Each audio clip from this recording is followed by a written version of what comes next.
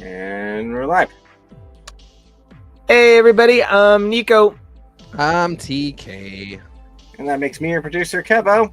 And that makes this X's for Show, your premier media response show. But tonight's kind of X's for gaming.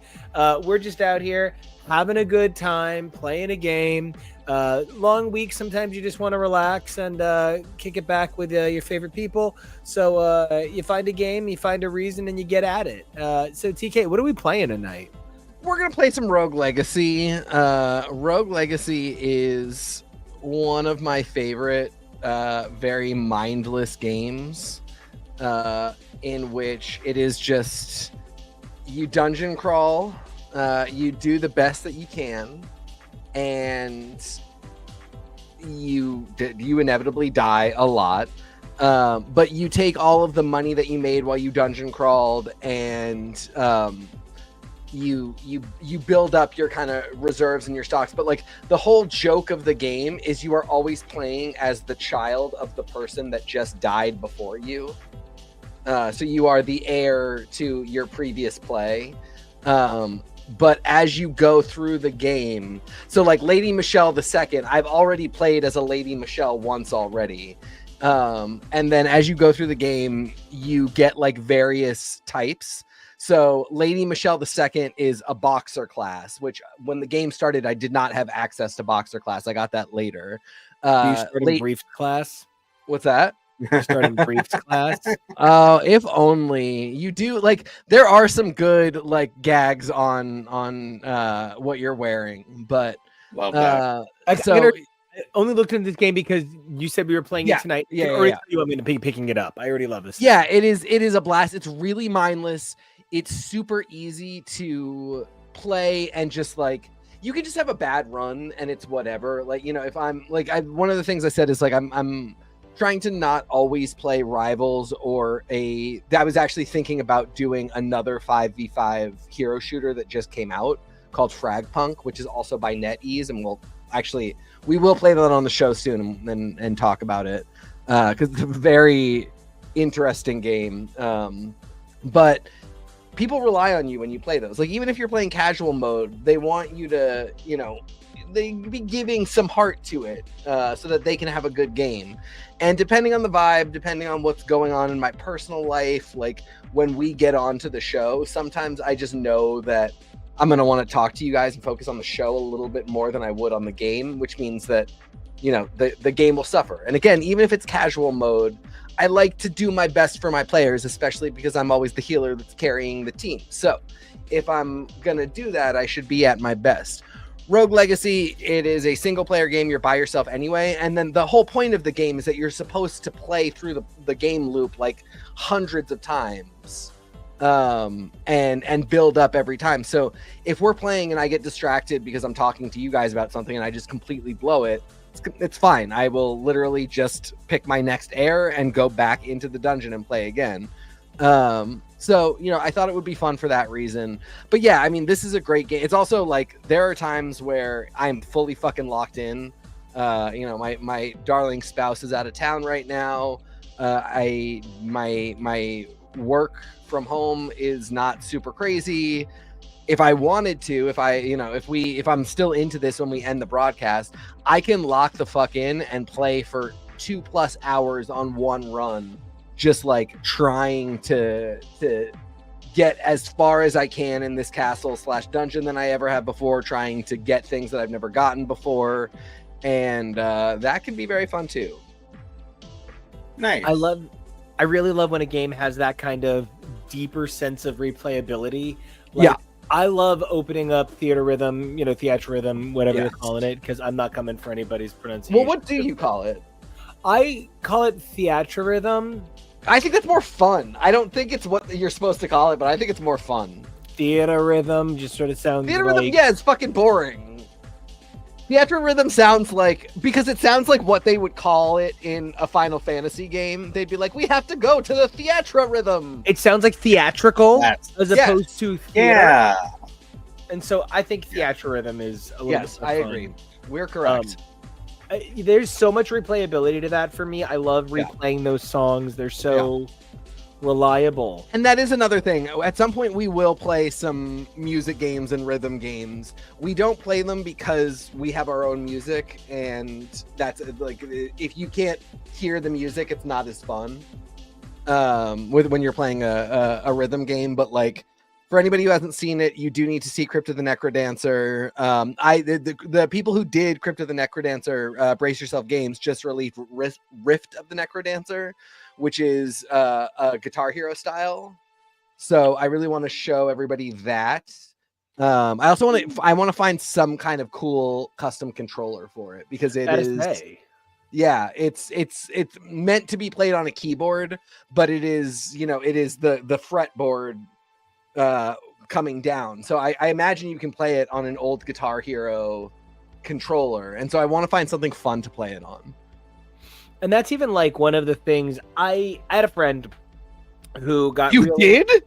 What was that like? Never.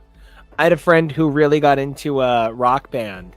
Mm-hmm. Yeah, I think it was Didn't Rock we Band. all get into Rock Band? Or maybe you got into Guitar Hero. I forget. Yeah, I got into both. I got into Guitar Hero first. I got Guitar Hero at a Yankee Swap at a White Elephant.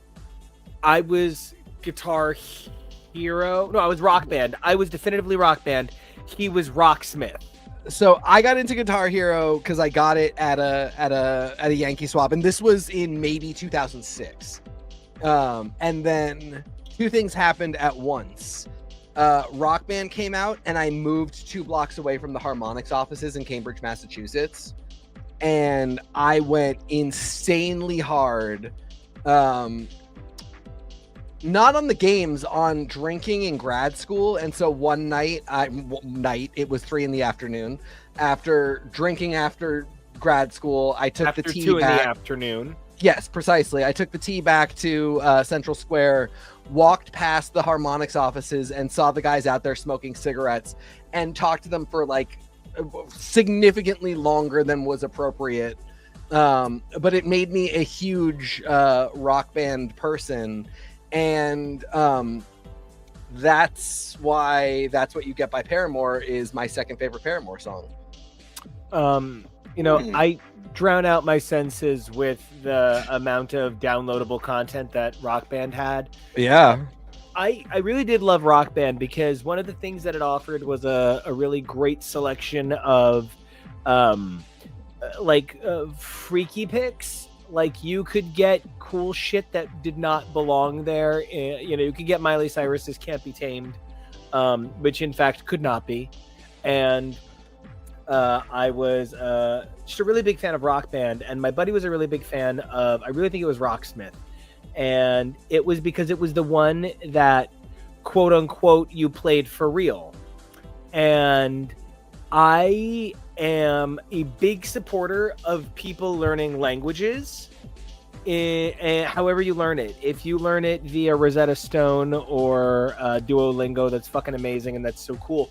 But I do sometimes just want to be like, if what you know is how to say exact phrases, you don't understand how to conjugate, you don't know what an irregular verb is, so you would be talking what does actually sound like gibberish to someone for whom the language is fluent.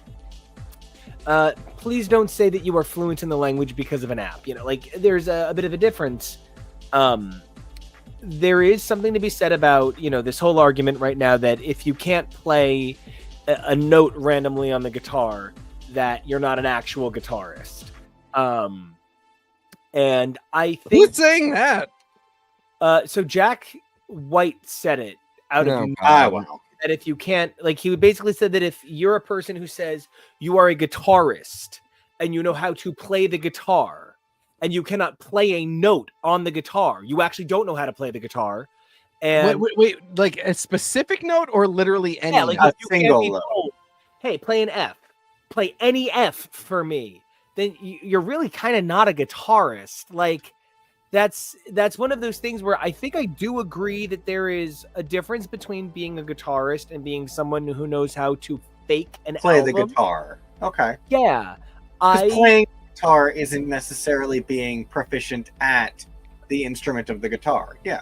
I can play the drums. You can sit me on a cajon and I can bang out a rhythm. I can get on a drum pad and make it happen. I'm not a drummer, but I can play the drums.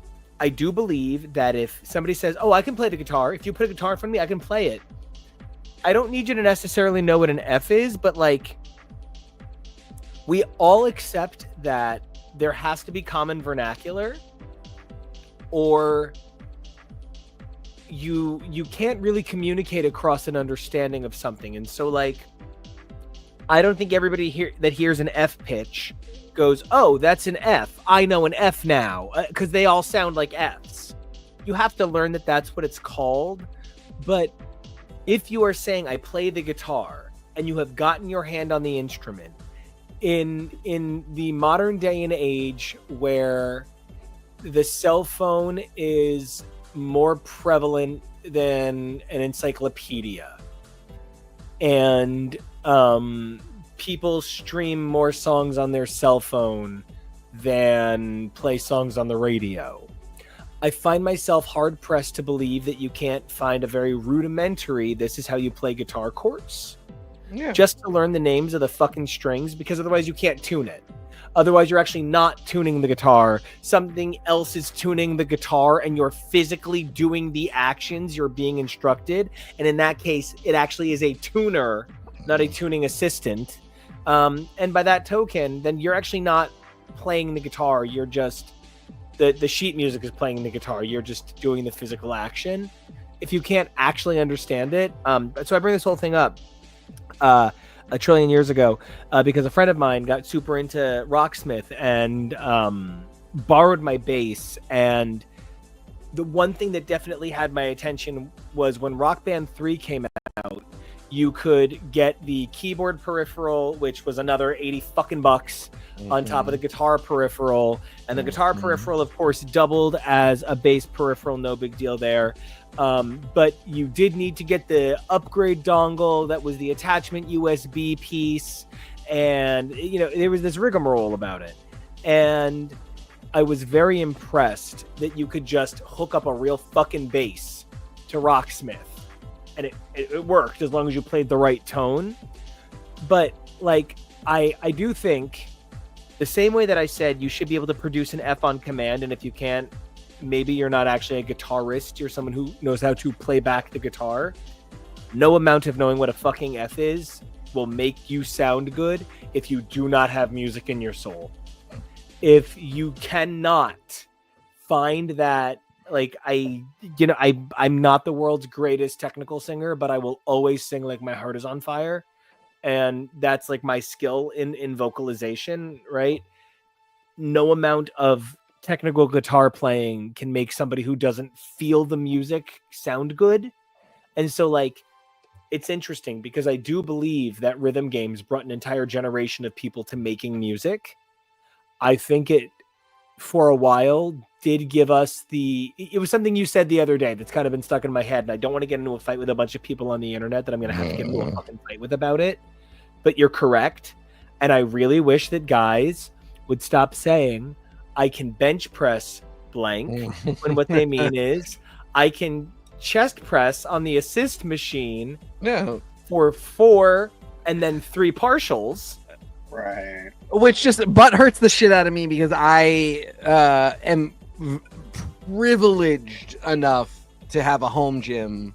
I have a little shed that I built in my backyard that has all of my equipment, but I'm limited. I have a barbell and I have dumbbells and I have a cable tower, but it's like it needs plates. Like, it's a very rudimentary setup, and I have to barbell bench press for my heavy bench press. Like, that's my only option, and 200 is a struggle for me, but it is a pure 200, just me and the barbell and all of the shit that comes along with it.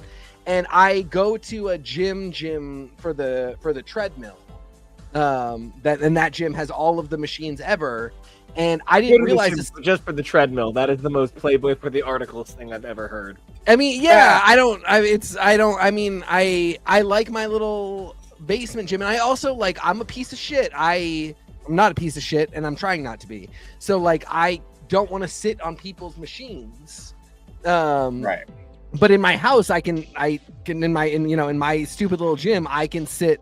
My workouts are supposed to be an hour, and then I know they're going to be an hour and 10 to 15 minutes. And that 10 to 15 minutes is, of course, cell phone time. But my last workout, I was just like, Jesus, I'm such a fucking mess. Was an hour and 53 minutes cell phone time. I can't do that at the other gym. Like, that's just so rude and so terrible. So I do go there for the treadmill, and I get on the treadmill and I leave. But like, I use their chest press machine. And that's a very different story. And I'm not gonna like it's don't get me wrong, I can get myself up there to where I'm at failure, and that number is, what it is, and you should not be any more impressed or ashamed, just in the same way that you shouldn't be ashamed if you choose to do anabolic steroids and your body looks the way it does, because you still have to put in a lot of work. You don't sit there and do nothing.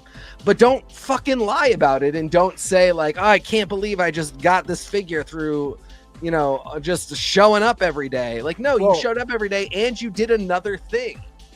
I also do want to say that there is a lot to be said about the complicated conversation of, like, there are studies that prove people who simply take steroids and don't go to you show do gains. You show physical results. Yeah, you absolutely do. But I don't know anybody who just does that. But I mean, at the same token, the balance of it is not to that guy it, but like when I get on the assist press, I can go over 3-4 plates. That's no problem. Right. Like, on the chest press, it's just fuck whatever. And like, it's not hard, because like the machine is designed that it wants to go. Yeah. It wants you to do it. Yeah, when it's just you and a barbell, the stability is really different. And I love that metaphor in comparison to music, because like, again, when it's just you and the music, nothing can assist. And vocalists, this is a great example. When it's just you and your voice, that's just it. Like, you figure it out. And sometimes your voice cracks, and that doesn't mean you don't have a beautiful voice. But auto-tune, no, it does. If your voice cracks, it means you're a talentless bag of hair. I'm just No, I mean, whose voice do I hear crack the most? The person who I think has the most beautiful voice. Fucking you. You send me 1 billion clips a week, and you are not perfect on all of them. I've also heard you send me auto-tune clips, but like, one of my favorite things about you is you will send me a video that is literally just you and your guitar. There is no way to fake it. And some of them you actually execute flawlessly. But I also know if I said, send me that same clip again, you would not execute it flawlessly, because you can't. That's, I can do 200 on the bench press, but I can't do it every time, all the time, 4-8, and they're all perfect. On my best days, when I show up, I've eaten right, my energy's good, I've had my coffee. Sure, totally. I'm tired, I'm miserable, I'm unhappy. Maybe I do get 8, but that last one looks fucking miserable. I love this Ani DeFranco song. But I didn't have a plantation wedding, so I'm a better person than she is. I think being gay. But yeah, I mean, that's fascinating. I really do like the comparison of music and weightlifting, because there are a billion ways that you can be a great musician with a lot of assists. And that doesn't take away from what you've built with all the assists, but it is worth noting that you had the assists. And similarly, you can build an incredible body, and it doesn't mean you didn't put in a ton of hard work. It doesn't mean you didn't show up every day, but your machine chest press and my bench press are just two different things. That doesn't even mean that I could match you on the machine bench press. You might really be stronger than me, but you didn't do it through, like, you didn't have to deal with the stability issue, at least. And it's interesting, because I am a guy, so I'm about 6'1", and I weigh naturally about 210. I'll drop down about to 195 if I want to look real slim. I'll jump up to 220 if I'm feeling real girthy. But I try to keep it at about 210, 205. That's my sweet spot. And I'm somebody who, for that, I swear to God, that 5 pounds makes a humongous difference. The difference between my 210 and my 205 is hideous. But with all of that in mind, I think that when you are talking about somebody my size weightlifting, it's an automatically different conversation than somebody like Kevo size at 5'9" and 170. You're talking about a very different body doing very different things. We're different by 40 pounds, by 4 inches. That's significant. And when you sort of think about musicianship in the same way, right? I feel like we are always trying to compare people who I don't really think can be compared. I've made a couple of references to a friend of mine that I grew up with over the years who was like a really guiding light for me. And I remember that this person taught me that I was problematic in ways that I'd never considered, that I had some accidental, even homophobic tendencies that I had to work out of my system. But I remember having a couple of different conversations with him, and this is going to sound like I'm being random, but I swear it's totally on topic, kind of, sort of. We're not talking about anything, so you can't be random. Yeah. Thank God.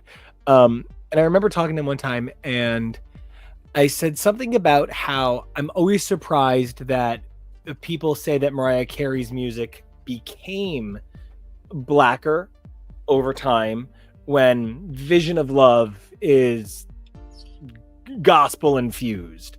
When I would argue literally the exact opposite, but I also anyway. Yeah, no, I mean, like, and she got whiter for a while and then went back to appreciating all of her heritage. And well, and I mean, also you could say like she got more and less invested in certain styles of R&B based on cultural trends, and also like the thing we would never have this conversation again if she was actually able to release the rock album. She just wants to do different shit. And so I remember saying to him something about how it always kind of struck me odd that people said that. And he was like, oh, well, that's because you just weren't there. But when she came out, everybody just sort of understood that Mariah was White Whitney. And I replied, well, considering that Mariah is in fact of Black culture, but an ugly thing to say now, with hindsight in mind. And beyond that, I actually think if you go back and listen to I Want to Dance with Somebody, you listen to like a lot of Whitney's earliest music, The Greatest Love of All, there is a pop generality where Mariah sought to have more Black artistry infused experience into the songwriting. You can't tell me you can't picture Tiffany singing exactly I Want to Dance with Somebody, or what's I'm just not thinking of the other one. If he loves me, how will I know? You can't like, or So Emotional. Whitney was Black and sang those songs from her heart, and her voice made them feel more R&B. Completely divorce those songs from Whitney Houston singing them. Imagine anybody in the studio pitching those songs to her. They're very, very not R&B songs. They are very not, like, you could give those songs to a lot of different, and it's funny because like now we know a lot more. Like we'll hear Britney Spears singing Telephone, or we'll know that This Is What You Came For. There's a Taylor Swift version of This Is What You Came For that to me it's indistinguishable from Rihanna. Between autotune and everything else, if you hear the Taylor Swift demo of This Is What You Came For, there's no difference in the vocals. But break in 1 second before I forget. Andrew, no, every gay has internal homophobia. No, you're gay for saying that, homo. That's not true. You're just being gay. Don't look at me in the locker room. We don't need gays like this telling us stuff in our own group chats. No, I completely, yes, I totally agree with you, especially about the idea that artistry is so about this ability to fluidly construct a song and then produce it uniquely. I think that not enough people understand that, part of me wants to turn off the music in the background and just be like, guys, let me teach you about blues sevenths and how like that's also like a huge part of like LA Skank is just blues sevenths with a crunchier guitar. Like it's all the same thing. It's how you produce it. And so like, you know, hearing your point about that, it even highlights my secondary point, because I remember later on talking to him in a separate conversation, bringing up that it always struck me odd that when Mariah Carey decided to start dressing in a napkin, she was fine for it, and everybody was just, oh, now Mariah Carey's a slut and we're gonna write her off, and now she's just a slut and write her off. But when Janet Jackson began to experiment with sexuality, it wasn't quite the same thing. Mariah never had a chaste era. Maybe you could say Dream Lover in a crop top was innocent, but like, I'm going to do a Dream Lover in a crop top cosplay this summer, and it's not going to be that innocent. But when Janet transitioned her music to a more sexual place, I want to remember that in the first place, she was a child on television. Then she did Janet Jackson. She did Dream Street, and backward. And then in '86, she did Control, and on Control is Let's Wait a While. And then in '89, she did Rhythm Nation, and it has Someday Is Tonight. And that is, you know, she had a song on the '86 album saying, I'm going to purposely save my virginity because no one needs to lose their virginity. Whatever. And then in '89, she's like, literally, tonight is so special. I want to share my virginity with you. And then in 1992, she releases an album with tracks like Throb, and it's very different. And then in 1998, she has a gay threesome, and she has the lyric, your coochie don't go and swell and fall off. And the thing I'm getting to, so I say to him, it always strikes me interesting that people were just sort of like, oh, Mariah Carey's just a slut now. But Janet Jackson, this feels forced. And he said, well, maybe it's because it never really felt natural on Janet Jackson. And I replied, isn't it interesting how people always say that about women with dark skin? And it's fascinating that you can always say about a woman with light skin that even if she's doing R&B, she is the white one, but she wasn't white. She just also had white culture in her, so fuck you. And then she had permission to become sexual where Janet didn't, in a counter contrast. And I feel like that actually is still at the heart of the conversation here, because like when you talk about people who have access to music lessons, you're not just talking about white people, you're talking about people with access, period. Because there are plenty of white people with no access, and there are plenty of black people with money and access and ability. So it's not necessarily a culture line, although of course there is frequently a race component to cultural discussions, but I am not here to say that there are no black billionaires, because there sure as fuck are. So when you're talking about that sort of access versus not access and what we allow for, there is a sort of way that we permit people to wear a suit, but don't let it be part of who they are. We will let Beyonce say she's country, but the minute she does anything else, we're going to say, see, she was never country, because we know this is a suit she's wearing. It's sort of the same way Madonna wore Religion for Ray of Light. But, you know, I think about a sort of interesting contrast to this that does come up right now. Lady Gaga has more refuted personas than just about anybody in recent history. Joanne was, you know, it's that Madonna quote when Erotica sold 6 million copies and it was considered a failure. 6 million copies, one of the greatest selling records in the history of music, and it's a failure. Ironic, isn't it? But like, Joanne was a failure. Harlequin was a failure. And it's because it's not the same amount of money when Lady Gaga releases an album as when does Alien Ant Farm. I bet Dryden Mitchell is just sitting in his basement and he's like, I do that goes. I bet we could do Time After Time. And they're like, no. Why is he doing a Time After Time cover? Because it's the thing you do 20 years after Smooth Criminal. I can see it. The thing about Harlequin now that I think we all know, though, is the financial success will come if it gets a Grammy. Yeah, it exists explicitly to get her nominations in categories that she doesn't have. Yeah, which is fine. Because she put in the work. Like but you know, I mean, people were talking about it in a specific way, and especially because we knew what we now know as Mayhem, but at the time we were calling LG7 was coming. It was a little weird. It was odd. But you know, I love a lot of those songs. It's fascinating to be able to have the financial privilege to release what is inevitably going to be a dud album financially, because it is going to give you the opportunity to be considered for other things.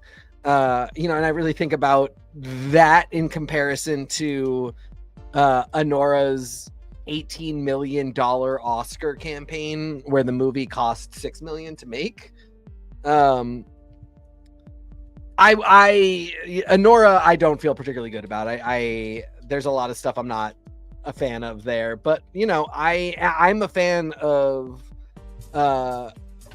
music enthusiast and, you know, insanely knowledgeable and talented person, Lady Gaga, doing an album of classics and standards with her own spin on them that can get her awards and get her recognized potentially. I find it interesting. I find it frustrating that other people can't necessarily do that, like don't necessarily have the resources to do that, even though they might want to, even though they might ask to be taken seriously, even though they might have her knowledge and ability. You know, they have a label contract. They aren't necessarily making the same kind of money. There are expectations in place. Even like their management just doesn't want them to do it and won't support them in doing it, so they can't.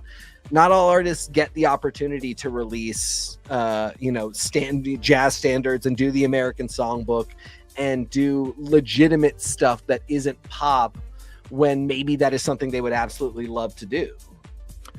You know, and it's really interesting. And I just want to say, before I even bring her up, Andrew, I know you have some feelings on Lizzo. Those lawsuits have actually since been dismissed completely. Suing her had sued multiple artists that they worked for, claiming verbatim the exact same things, word for word, that somebody else said. They were thrown out as well. So nobody also, you know, I don't believe she did anything wrong. I believe maybe the worst you could say is that it's possible she was too informal with employees. And you know, and that was something that was caught on. It has been determined in a number of ways that she didn't do anything wrong, but also I feel pretty confident her label does vetting on this stuff, and if she had been a real problem, she would not be putting out Still Bad and the other, like they just wouldn't. They wouldn't put her as a plus size Black woman, she would not be given any. I mean, oh my God, right? Netflix has flipped a coin on Sandman, and nobody else is putting out a single other thing that Neil Gaiman is contracted to do or that they have rights to, because it's just not like everybody has done the vetting, and it's one of the things that really does make me feel, even though Gaiman is saying I didn't do anything wrong, here these texts prove it, these companies have lawyers and have investigators that do vetting that goes beyond that really, like, and in the case of Gaiman, who knows, maybe he actually did not do anything by court law illegal, but those people that investigate that stuff go beyond court law illegal, and they go into, can we can consumers tolerate this? Well, consumers hear about what you did and say to themselves, I think this guy's okay. I think he didn't I can see how this is ugly, but I think he didn't do anything wrong. And if the answer is no, they will just not publish your stuff. They won't release your stuff. They won't. If they own the rights to it and they were going to make money off of it, but they're not legally required to publish it, they won't do it because it's not worth it to them. And in the case of Lizzo, she is a perfect example. If she had done something so wrong that they might be in trouble when people got into it, they just simply would not do her next. They would shelve her next album. And women's albums get shelved, well, not just women, but musicians' albums get shelved because they don't think they're good, like, let alone when they do something wrong. It's really easy to shelve an album is my point.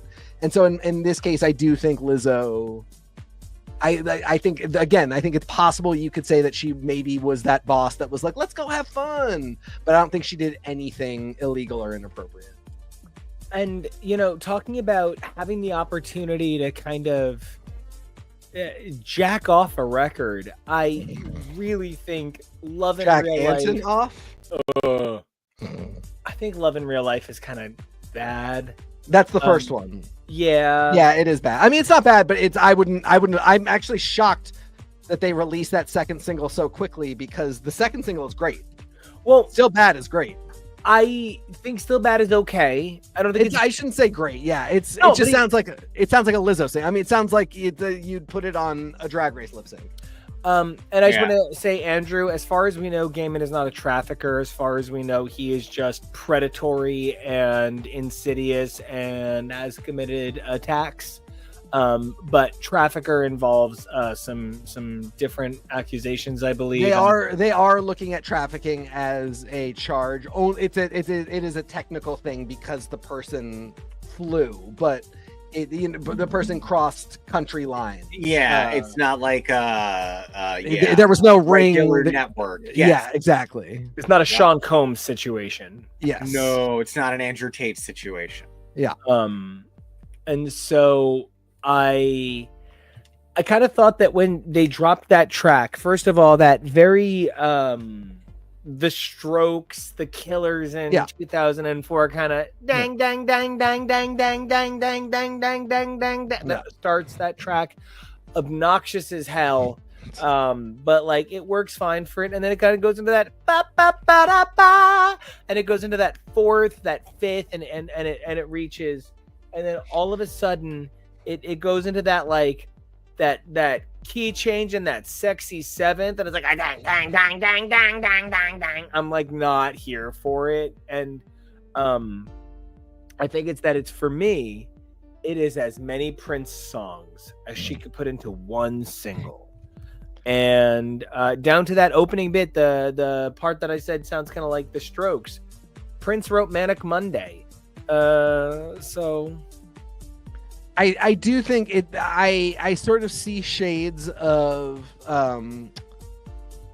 Cowboy Carter in it, insofar as we have kept Black people out of punk and pop punk and rock, and basically just said, they don't do that. We don't let them do that.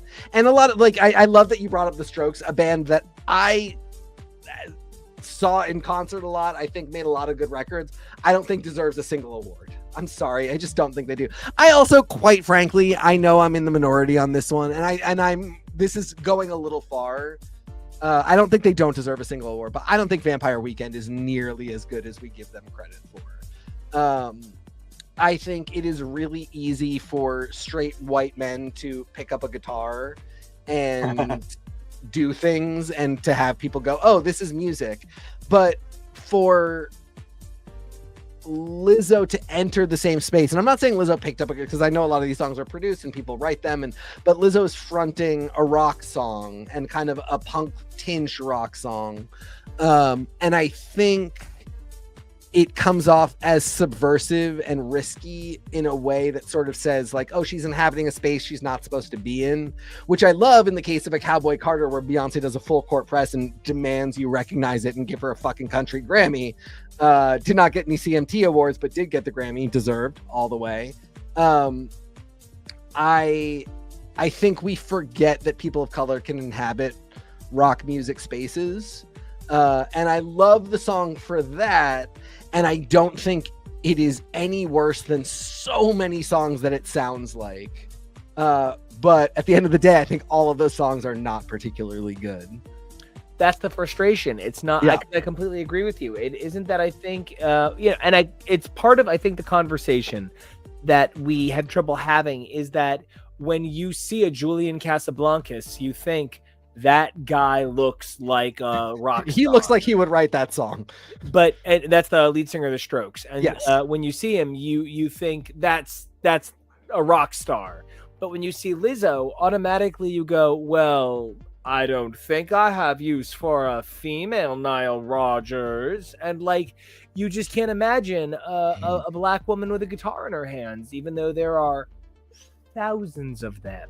And by that I mean like with Grammys and awards that you have heard the music of. I don't mean there are thousands of black women with guitars. There are millions of black women with guitars. There are thousands of black women with guitars that have influenced you directly.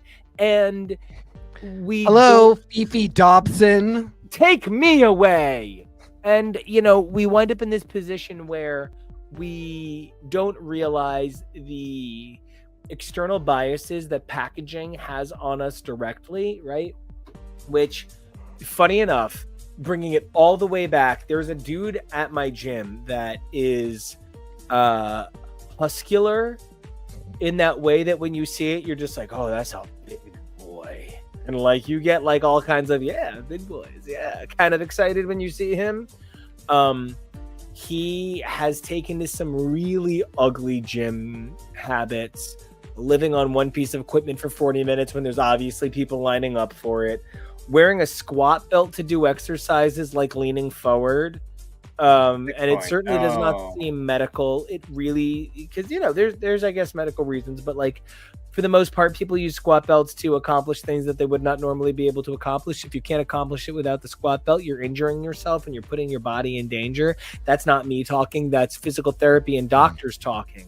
And whenever anybody says, well, my doctor says it's fine, there are also doctors that voted for Trump who literally says that we don't need vaccines. So you just think the fuck about what some doctors say. Everybody calm down. Trust me on this. You can trust me. I'm a doctor. I'm not a doctor, and you wouldn't be able to trust me if I was. But point of my story, this guy is this big muscular king, and I think he's so handsome and so cool. And I see him now adapting these terrible habits, these like 70% partial reps in this squat belt that he doesn't need, doing these huge weights that he's really obviously not accomplishing right. And it kind of broke the crush a little bit. There's this dude who, like I said earlier, I'm like 6'1", 210. This gentleman is like 5'8" and 165, and my people lifts heavier than me.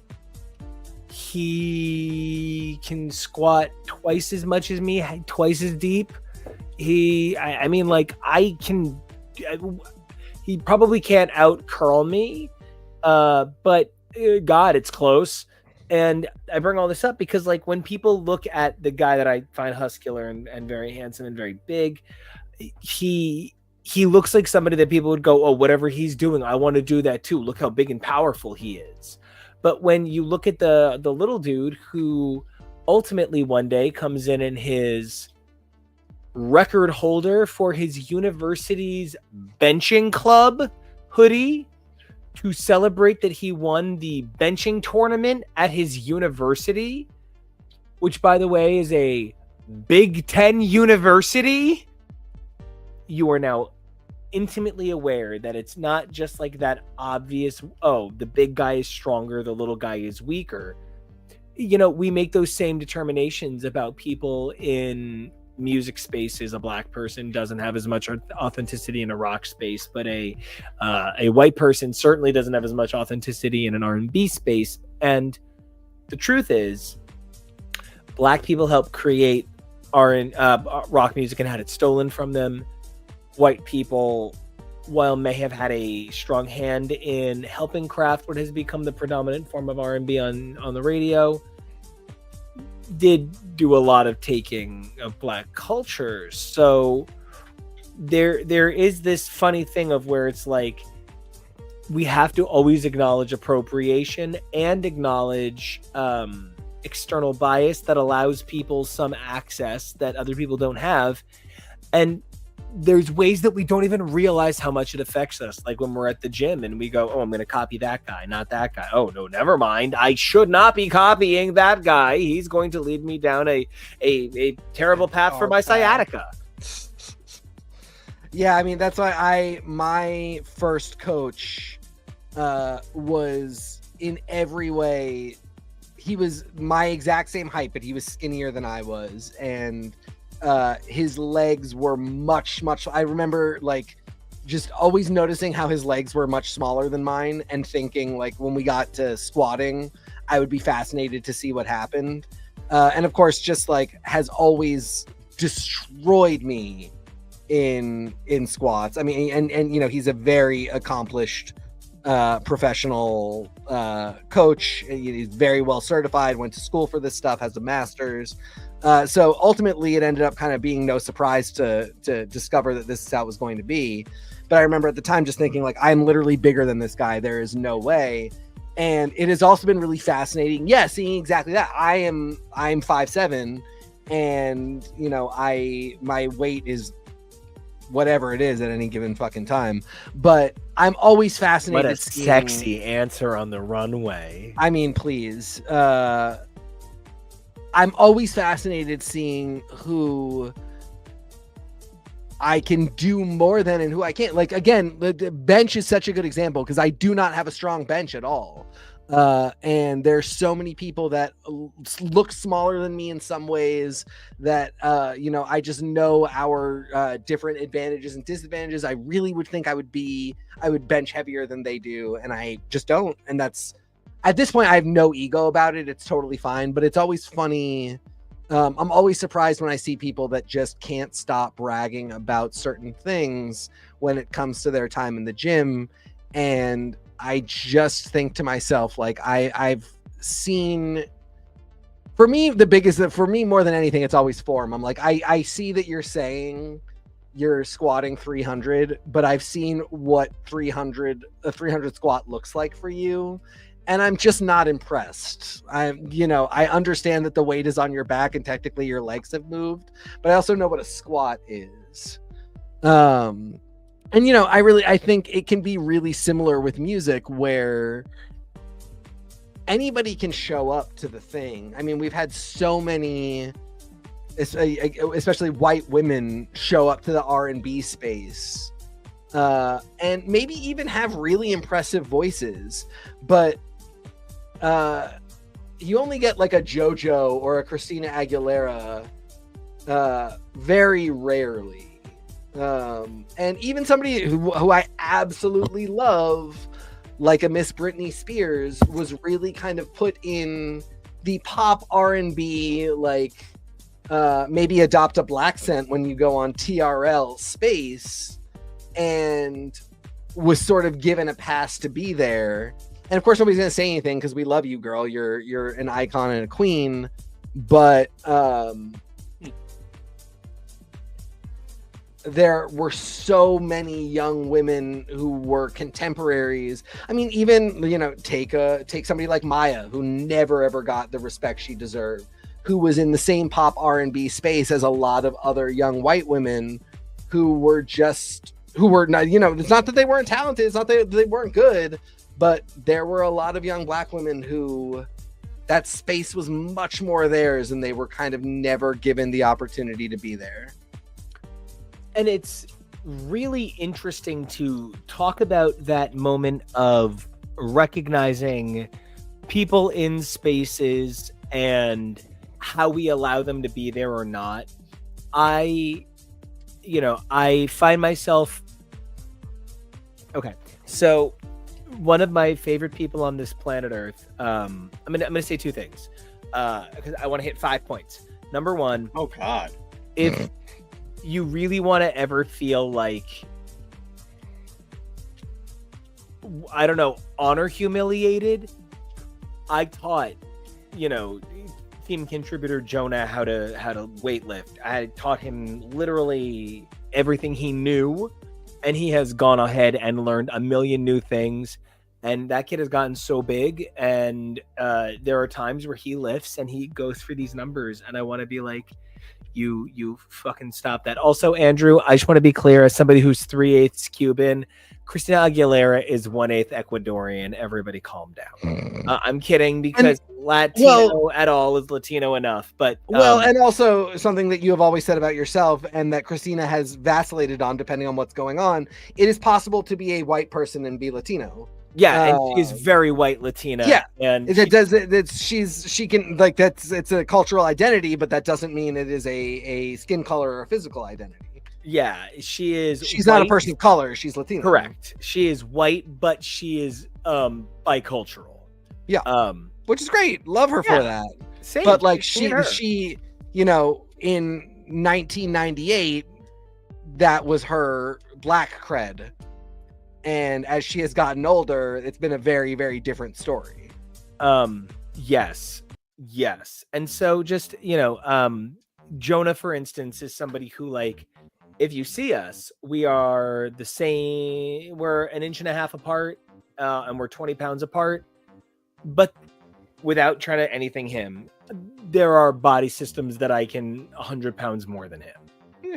There's body systems that he is the exact same fucking number as me, which is not anybody better than anybody, because at the end of the day, I look at how he looks and I'm so enamored of the lithe form he's created.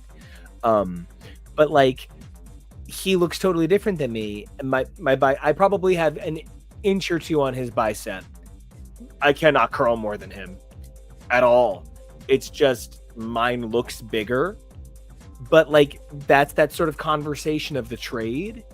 In that, I do want to bring up that you said something about people giving performances and how they all sound the same.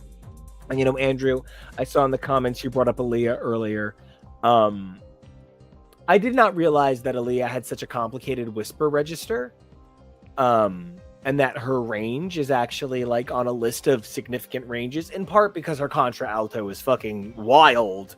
But there is something to be said about the fact that, like, I can hit a note, and mama, I can hit a fucking note, and like, I can hit a big note big, and I can hit a big note really comfortably. I can sit here and be like, it was just like honey. Or, you know, I can get up there and I'm like, it was just, and like, you know, get big and memey, and like, you know, anybody can. But like, in Honey, if somebody gets big and it was just, it's gonna sound horrible. That's not the point of the song. That's not the, exactly. That song is it was just like, that's a Sabrina Carpenter song. Like, that's one that you should like lift and feel and feel lovely about. And I think the reason I love bringing that up is because Mariah Carey is one of the greatest singers of her generation, and of any generation, frankly. And she sings that song like an 11th grade most talented performer in their high school would, like male, female, non-binary marching band. I don't give a shit. Like, she sings that song with an earnesty that doesn't define her. It defines the song. Well, and she like, also, I mean, like, the thing that they did that was great for Mariah at the time was they would give her pop songs that were, you know, a Britney could say, somebody who was a lesser vocalist could work on and make great, but she would just do runs over the chorus. Like, she would understate the chorus because the chorus is supposed to be understated, and then she would do insane runs or insane ad libs in the studio that would get cut into the track that would just be signature Mariah. But yes, it was never in the chorus of those big pop numbers. Do you know my signature Christina song? No. Well, do I? I don't know. My signature Christina song is Obvious. That's not me being that not like Who's on First. No, my signature Christina song is the closing song of her eponymous debut.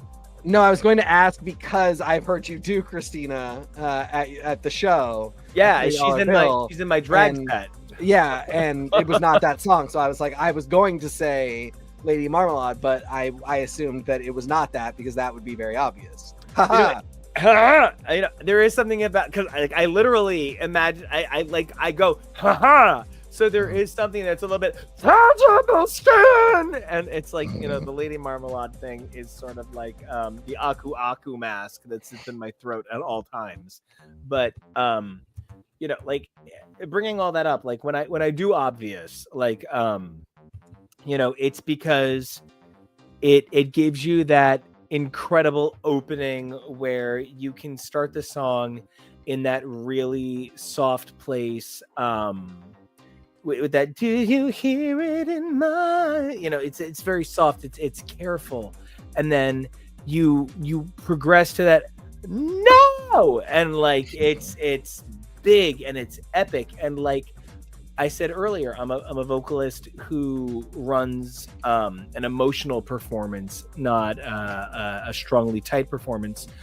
And I think a lot about when I fell in love with Celine Dion about 2 years ago. I remember being in 8th grade and getting Design of a Decade was Janet Jackson. All the Way. I got All the Way. And that early Celine Dion greatest hits collection that had That's the Way It Is on it. And falling in love with those songs, but noticing that like Where Does My Heart Beat Now wasn't on it. And I remember thinking, All by Myself had been in my set, like it's come up before. As a child, I performed a lot. I wasn't like a professional performer like my friend Jacob, who is, you know, one of the most fucking phenomenal, fabulous singers I've ever seen in person. You just got up and people and performed a lot. Yeah, I did amateur karaoke. Yeah, I did amateur performances, not professional performances. He was a professional opera singer as a child. I did fucking the Poconos. But I know this. Oh, so as a kid, wait, there's a reason this came up. It'll come to me. What a bummer. We got a topic shift if we need to change up, and you can come back when you get it. Celine Dion, something. She could sing. Oh, so when I was a child, Eric Carmen's All by Myself was in my set, and then Celine Dion's All by Myself comes out, and it's better, obscenely better, and like UB40's Red Wine, just sometimes the cover is better. And you mean Full Thrush In? No, I mean Red Wine, which it turns out is actually like a Neil Diamond song. And is it really? Yeah, every song by UB40 is a cover. Well, that doesn't, I guess. Yeah, well, okay. So I remember, getting to do that song, and I remember trying to learn to sing it in the Celine register, and getting to, there's no part of the early Celine that's tough. The when I was young, it's all very natural speaking voice, but then you get to that dry, it's so quiet, and that all by my, and it's, and you have to Celine it. If you try not to Celine it, you're gonna sound like an idiot, right? And you get to that, and as a child, as your voice is changing, you just sit there and you just rewind over and over and over. Your mic cannot handle this, just FYI. I'm sure your mom loved that. Oh, my mom loved it. And I remember thinking wow, what a pinnacle of performance. And then I go into other songs on that record and other songs onto Falling Into You, and I come to find that, God, that's not a tough note for her at all. No. That fucking note means nothing to her. That's Kelly Clarkson doing that note. That's her Snapple money. Yes, that note is so comfortable for her. It is, she chooses to make it sound difficult so that the emotion. She chooses to make it a spectacle because she's a show woman. Yes, and my natural performance is always showman. Yeah, you're a showgirl for real. Always. I don't know how to like. There's very few songs that I can just be like, it was just.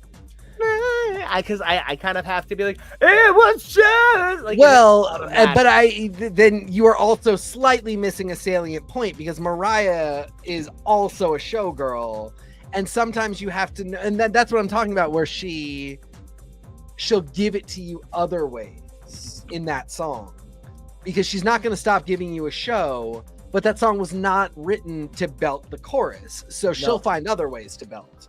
But you never stop giving him a show, and that, if you take one lesson away from this, never stop giving him a show, but don't think that it's always the thing that's right in front of you that is the venue for the show. You sometimes have to sneak it in, and you got to figure it out. I love every ounce of that. Truly. Now, you had a topic change. Slight topic change. We're still in music, but you didn't respond to me when I brought this up, and I do really ought to talk about it. Did you hear that fucking Nox Dragonette song? Was there a new Dragonette song and I chose not to listen? No. Yeah, I heard it. Oh, okay. It's really good. I as a rule, I'm weird about Dragonette. As a rule, a big fan. One of the things that I think is so weird is I fucking love Jungle. Back on 74 Jungle? Yeah. Okay. I wasn't sure if you meant the genre or that band. The band. Okay, yeah. But I think Keep Me Satisfied is like their best ever fucking single ever. And it turns out the entire fandom thinks that song is Mark Foster writing Sit Next to Me. Yeah. Are you kidding me? Okay, but it turns out it's because when I listen to Jungle, I think they're fine.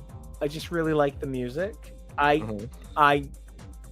had no idea people of Radiohead took them seriously. And so I hear this like snappy little disco song and I'm like, fuck you, faggots. No. Was that a hate speech? I'm sorry.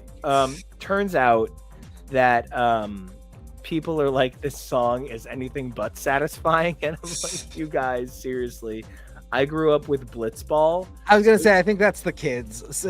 Sometimes it's the kids. They didn't go through what we went through. Yeah, you guys have got to learn to be grateful for what you get. Yeah. It can't all be Alice Mack. Gone. Some of it's got to be Alan Strange. Just take what there is.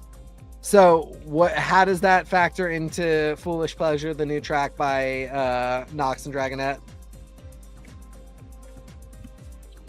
I feel like one of the things that people seem to sometimes react to when a track comes out is not just their expectation of what the band is going to do, but their expectation of what a sound allows for with an artist.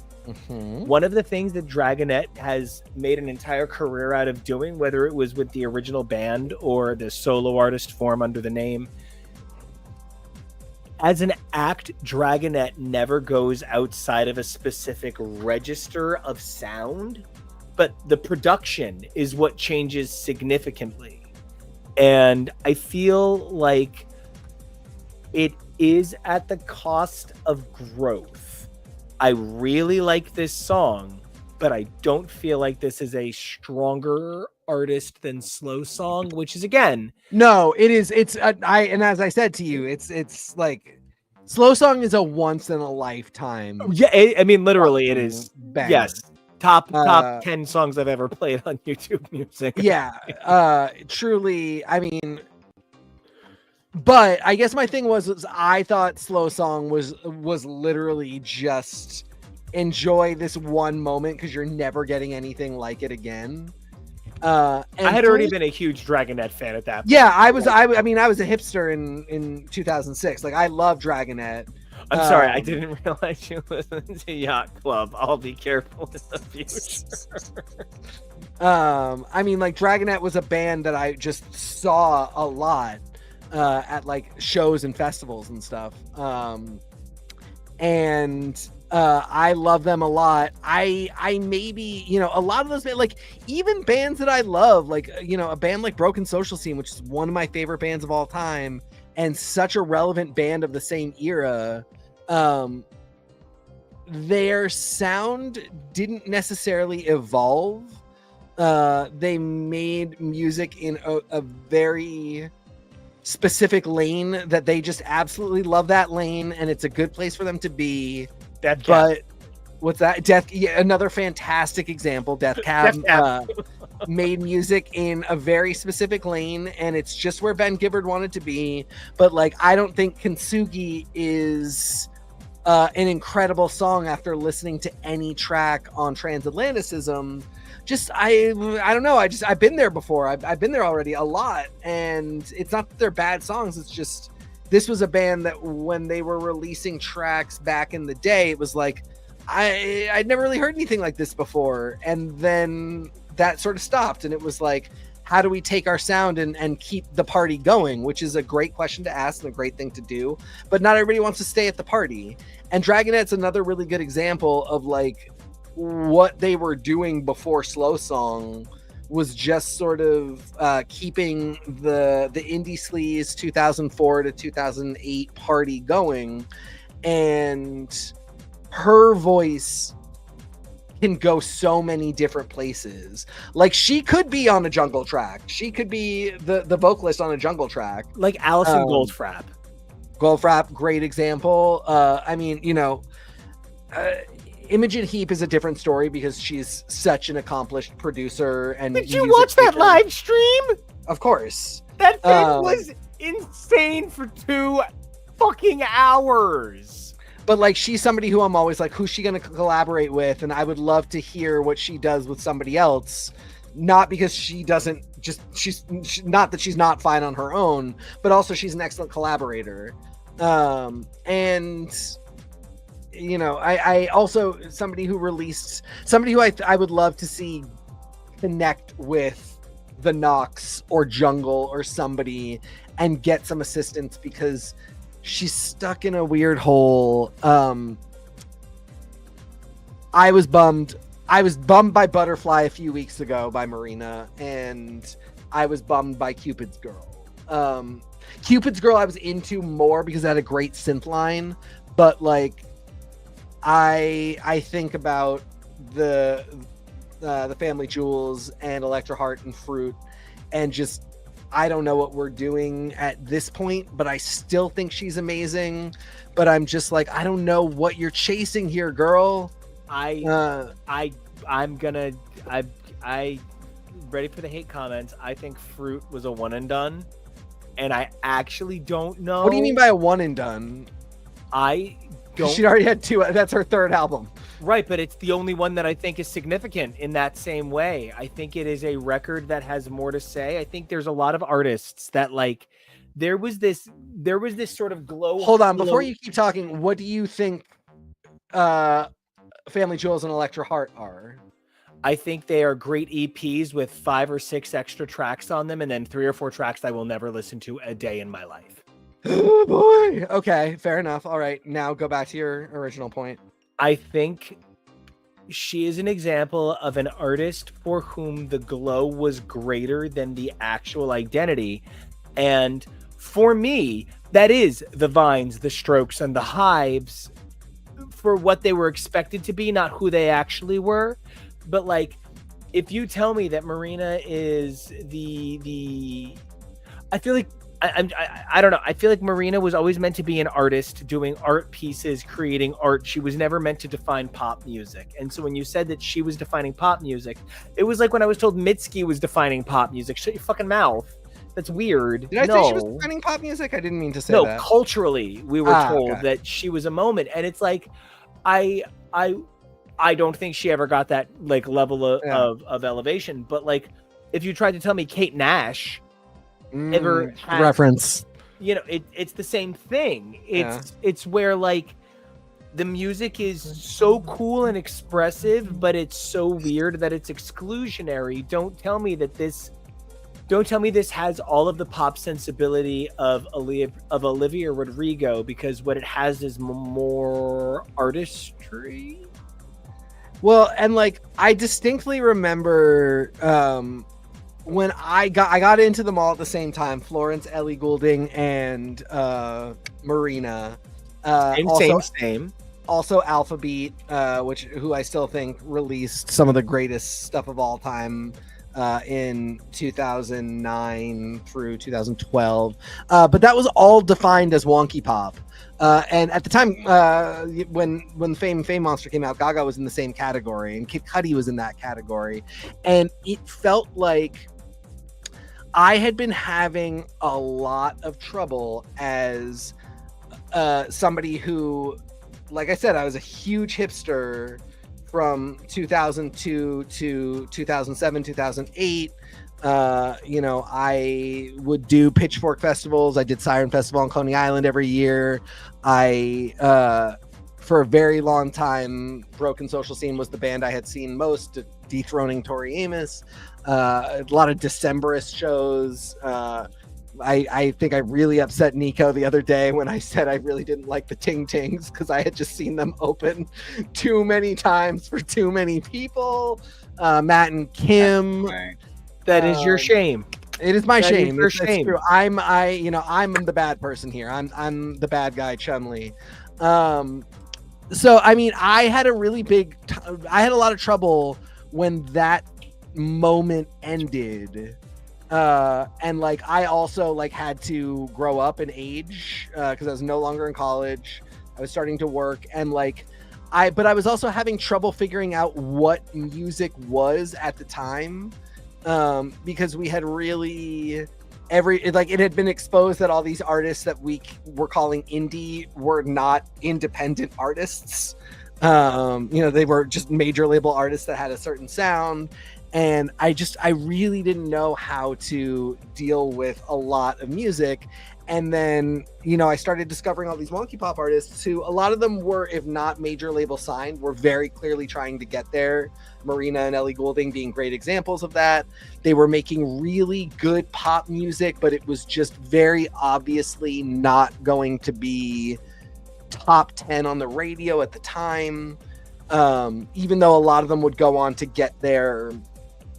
Florence had released a lot of stuff and a version of Lungs before a lot of stuff on Lungs got on pop radio. And it was just obvious at the time when it first came out that it wasn't going to go on pop radio, even though it ultimately ended up going on there and succeeding a couple years later.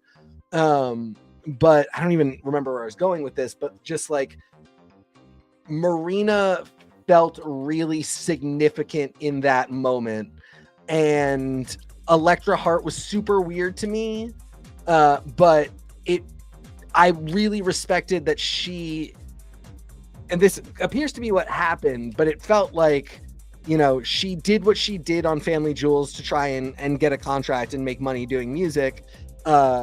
She was able to do so, and then her label was like, okay, now become a pop princess. And she figured out how to do it in a way that was also critical of pop music, and that was Electra Heart, which I think was a great record. And then Fruit as like a kind of post attempt at pop princess, disco referential. I don't know. I mean, Fruit is a really, really special album. I don't necessarily think it's better or worse than the first two, but I do just think it is incredibly special. I really get where you're coming from, talking about this idea that she was pushed into the role of pop princess. And like with Electra Heart, I think part of my problem is you just can't tell me that you're being critical of the thing and make all the money on it. Yeah, and I mean it becomes a problem because that's not you make the money after you make the record. Yeah. And it is something you have to consider. Like, I do think she made that record not quite under duress, but let's say under duress, being asked the expectation of, being something more. And I think she acquitted herself really well with what she was asked to do. But then, yeah, you're exactly right. Like, a lot of it is, having tracks like Teen Idol and putting that on the same album as How to Be a Heartbreaker, which I can't say without doing it in the same meter that she actually says the chorus in. I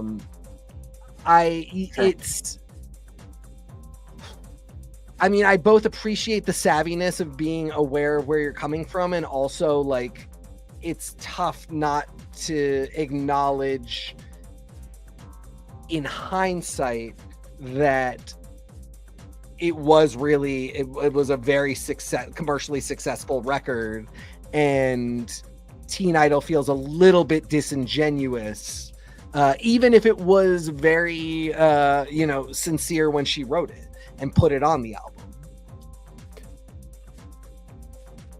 Everything you're bringing up, especially about coming into fame as a result of the success of the record, changing who you are retroactively, I think that is the Liz Phair story. Oh God.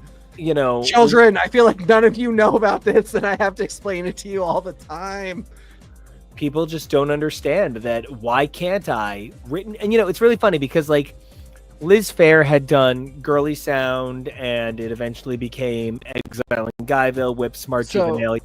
Before you even keep going with that, Liz Phair did Girly Sound, which is like the grimiest demo that in 1992 and this was not a me experience. This was like, even I have a sister who's 13 years older than I am, so who's fully Gen X. This was like her experience.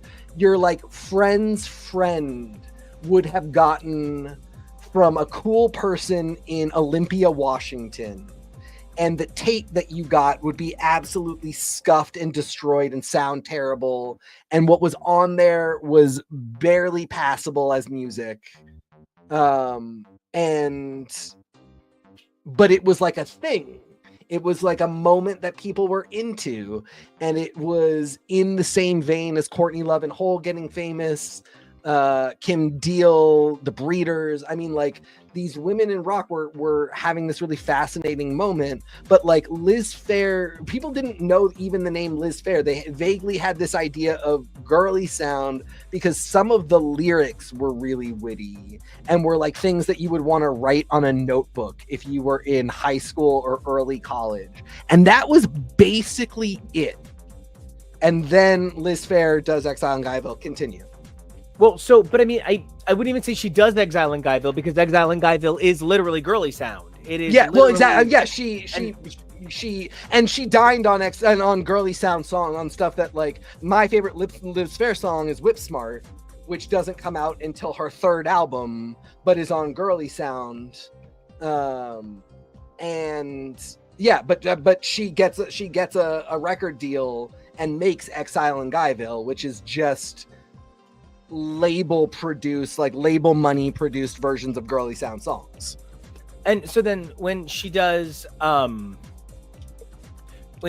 she ultimately, when you're talking about artists that really wind up changing what they were doing and becoming someone different, I really feel like it's funny, because when you're talking about, like, you're playing a game right now, I don't feel like anybody says to Mario, hey, Mario brother, you cannot go have an Odyssey because you recently did a Galaxy. So no. Well, or like even a Galaxy, like, how dare you go into a third dimension? And so I just really, I don't know. I've had a really fun time just kind of hanging tonight and just kind of talking, and it's been a really good time, and it's such a cute little game, and I definitely look forward to getting it myself. I put some things in the description for the episode, like finding out this week that Lego is gonna get the Pokemon license over Mega Bricks. That's crazy. Oh, really? Yeah. Nice. A couple of other things. It's been a really crazy week for get into it. Media things, and it's been a really crazy week for media things, and it's been a lot of fun, and I've just had a really good time with you guys. Me too, Bubba. Yeah. And now tomorrow we don't have our normal episode, which is normally going to be on a Sunday. This week it's going to be on Monday. Oh, So y'all. those of you looking to check out our upcoming coverage of this past week's Drag Race, you're going to be checking it out on Monday, not Sunday. But you'll also be able to check out our amazing Drag Race draft game and more. On Wednesday, we will be finishing up X Manhunt and kicking off Hush 2. Talk about 2 crossovers you never wanted. And definitely having a great time producing as much material as we can before we head over to AwesomeCon, where we're going to be doing our panel on Friday. It's going to feature myself, Kevo, Jonah, and the amazing Jess Krause. And I'm pretty excited. Yeah. I'm excited too. I'm sorry I can't be there.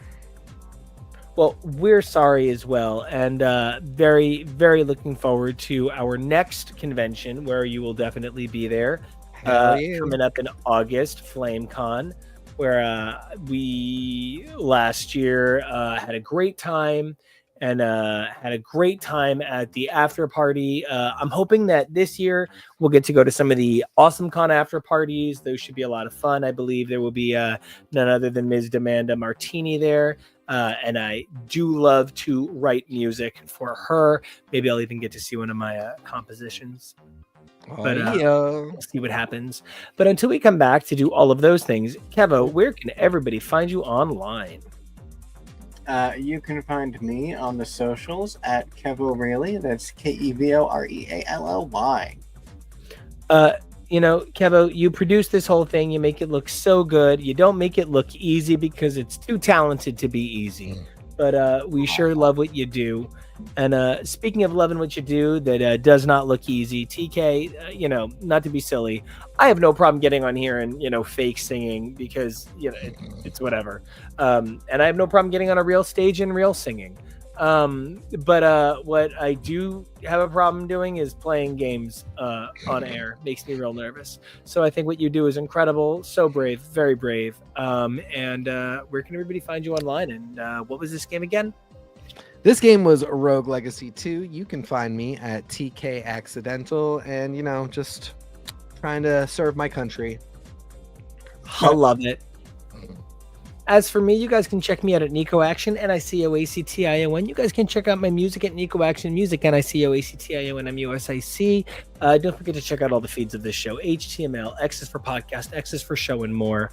We love making this show for you. We do it 2 to 3 times a week, whether it's Sunday, Wednesday, and Friday, or it's Tuesday, Monday, and who the fuck knows. We are always here making quality content for you. Don't forget to subscribe to the awesome podcast feeds. Check us out on Twitch and more. We love doing this full service thing for you. It's so rare that an episode is short enough that I get to do all of the plugs. So like, comment, and subscribe. We really appreciate it, but only say nice things. We're very, very fragile. I'm kidding. Say mean things. We'll come for you. Joking. But then there's only nice ways to subscribe. So then 3 things you guys can do for yourselves. Number 1, please stay safe. It's a crazy world out there, really, for real. But number 2, be brave, because even if it's crazy out there, you're amazing. However, number 3, evolve daily. Who you were yesterday, amazing. Who you are today, incredible. But who you are tomorrow, that's the real dream. And until we get to be there with you then, check us out on Monday and we'll see you.